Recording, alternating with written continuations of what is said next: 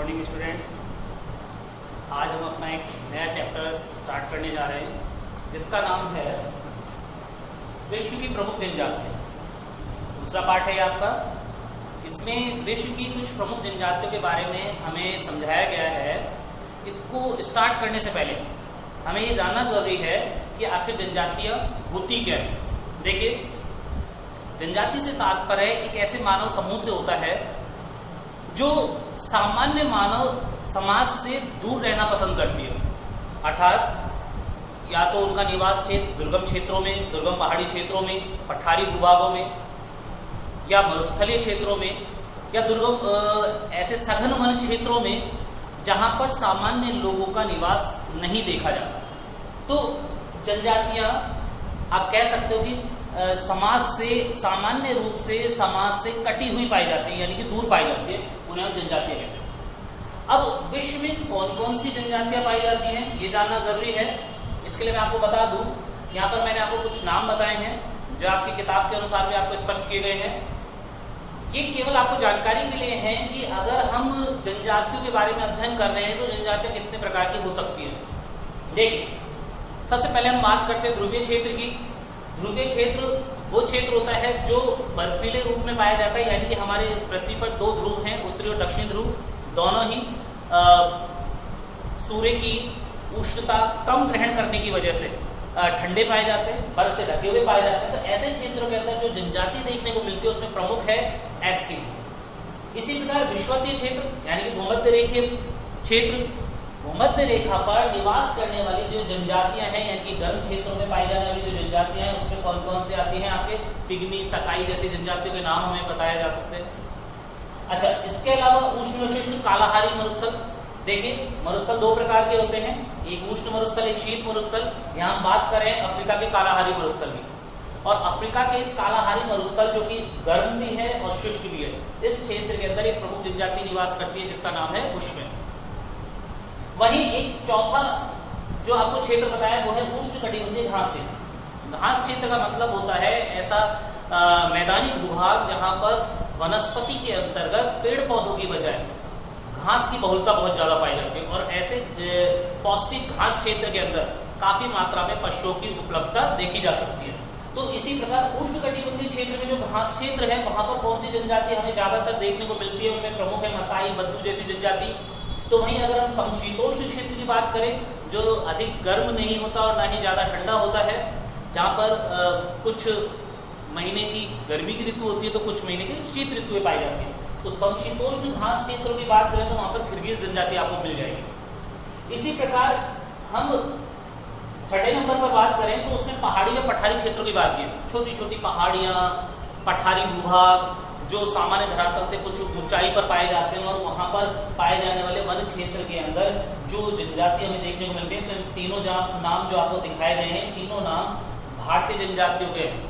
भारत के अंदर ये तीन प्रमुख बड़ी जनजातियां हैं, इसलिए इनके उदाहरण यहाँ बताए गए हैं। इसमें भील है, गोंड है और आपके संथाल जनजाति है।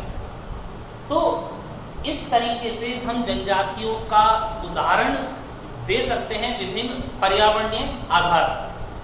वहीं अब हम आगे बात करते हैं अपनी किताब के अंदर मौजूद प्रमुख जनजाति की, जिसका नाम है एस्किमो।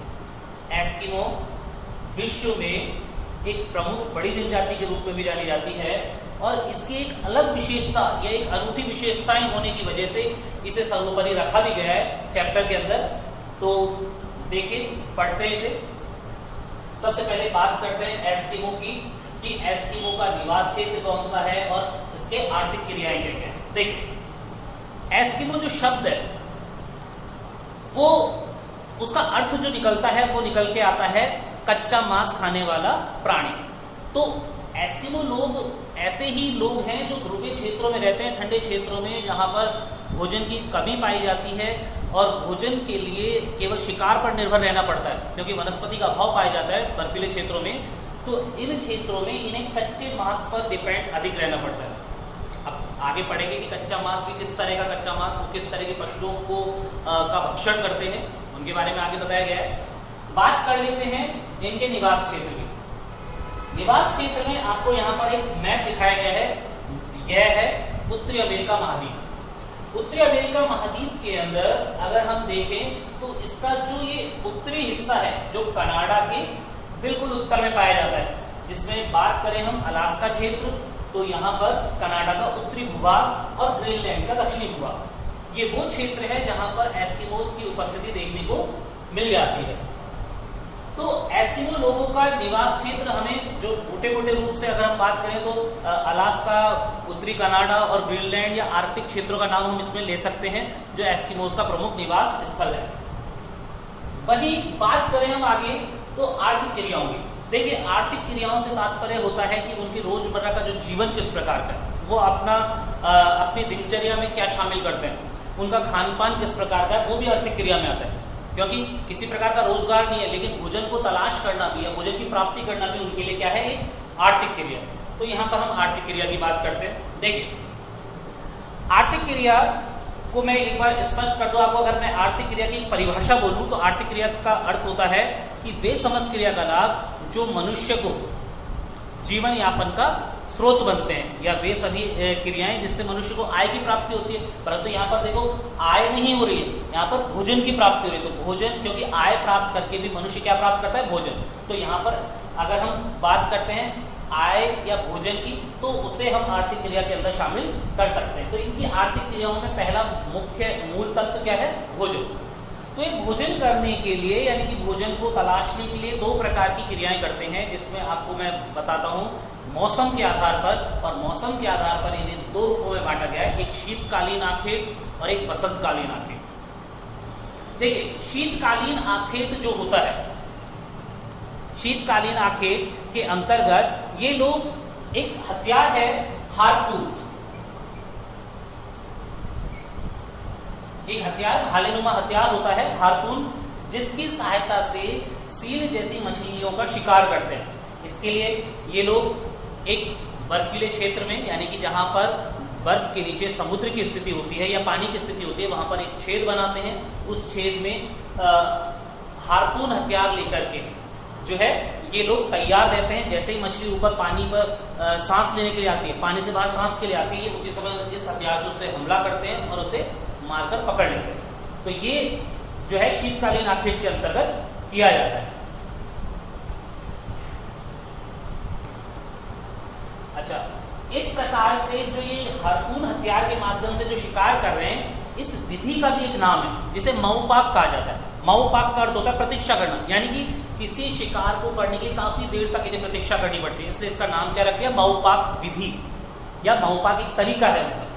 दूसरा होता है इतुरपाक। इतुरपाक जो होता है जिसमें ये एक से अधिक व्यक्ति यानी कि समूह में शिकार करते हैं, जिसमें एक व्यक्ति चारा डालने का काम करता है और दूसरा व्यक्ति भाला लेकर के हथियार मतलब हार्पून लेकर के खड़ा रहता है। तो जैसे ही उन्हें आहट होती है कि मछली उसके चारे को खाने आ चुकी है या खा रही है, तो उसी समय हमला कर दिया जाता है। तो इस विधि को इतुरपाक कहा जाता है। तो इस तरीके से ये शीतकालीन आखेट किया जाता है। वहीं बसंतकालीन आखेट की बात करें तो देखो, बसंतकालीन आखेट का मतलब ये नहीं है कि ये गर्मी की ऋतु होती है, परंतु ये वो समय होता है जब टेम्परेचर में थोड़ा सा वृद्धि दिखाई देती है, बर्फ में थोड़ी कमी आ जाती है। तो ऐसे समय में ये लोग अपनी एक चमड़े की नाव होती है जिसे कयाक कहते हैं, उसे लेकर के निकलते हैं और उसकी सहायता से बड़ी बड़ी मछलियों का शिकार करते हैं। तो ये जो है इनका बसंतकालीन आखेट कहलाता है।